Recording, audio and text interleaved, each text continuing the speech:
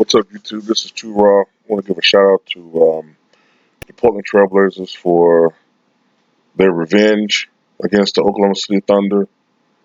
They did not have much success against OKC during the regular season, but they got their revenge when it matters more in the playoffs, and they beat OKC 4-1 in particular. Damian Lillard had one of the great playoff performances of all time last night, scoring 50 points, hitting the game-winning shot and the series-winning shot, a three-pointer. I think it was a 37-foot bomb as time expired, and he set a Portland Trailblazers scoring record in playoffs with 50 points. I think the prior record might have been something like 46 or 47 or something like that, and I'm pretty sure Clyde Drexler had the prior record. Um, and I wish Portland the best in the semis. They'll play the winner of San Antonio and Denver. Well, it's most likely going to be Denver.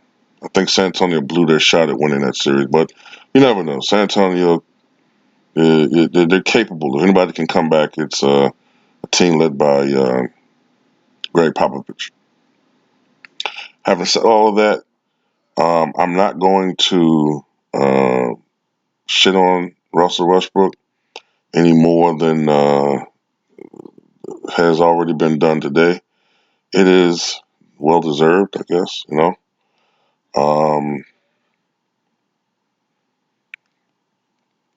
I'm just not going to engage in it. I do think that he shares a plurality of the blame, not a majority, but a plurality. I do think that Billy Donovan deserves some blame in this situation, um, and even a little bit Paul George, even though Paul George statistically had a great game. But I do see the arguments that people have been making. There's some merit, a lot of merit to it.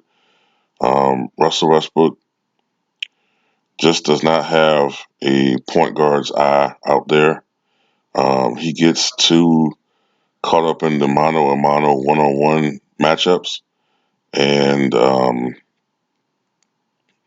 I think that competitiveness is a blessing and a curse at the same time. Sometimes it can will him to great individual performances, which can lift his team to victory and bring out the best of him, and sometimes even inspire his teammates to play better. But then sometimes it can hurt the team.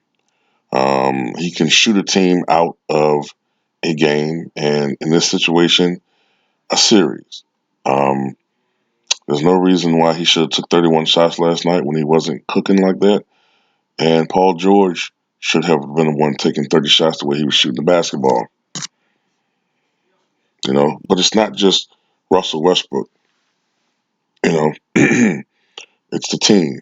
I think they need to fire Billy Donovan, and they need to just structure this team better to compete with the modern NBA because this team relies too much on two guys to be great.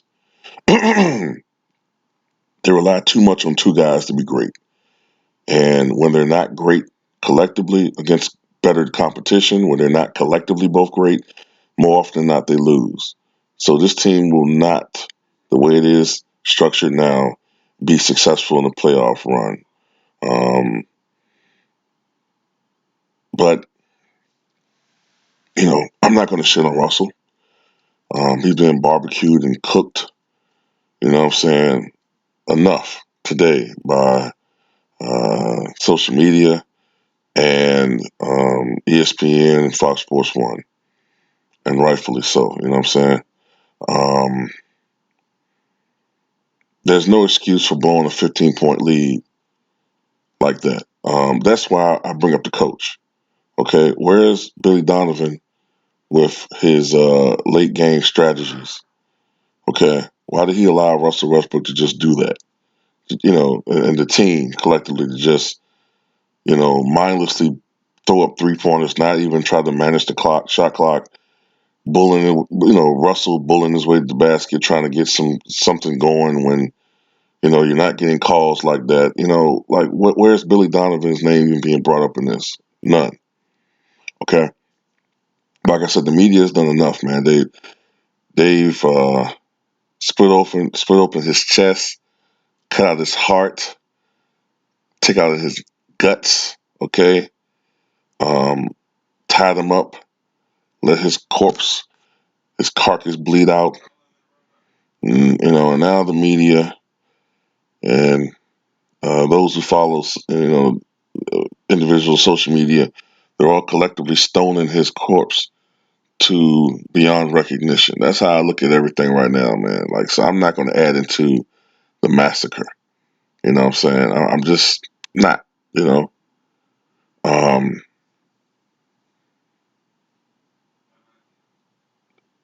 Westbrook is Westbrook, okay? And like I've said before, I've always been a fan of the guy. I can't be critical of him. And, but I think some of the criticism is bordering on irrationality. When I see people say things like Paul George needs to leave OKC because he's starting to become prickly just from hanging around Westbrook, like basically, anything that Paul George is doing that's negative is somehow still Russell Westbrook's fault. That's when it's becoming like an obsessive hatred. Okay. Um, but a lot of these guys will say that I'm a LeBron hater. You know, it's crazy. But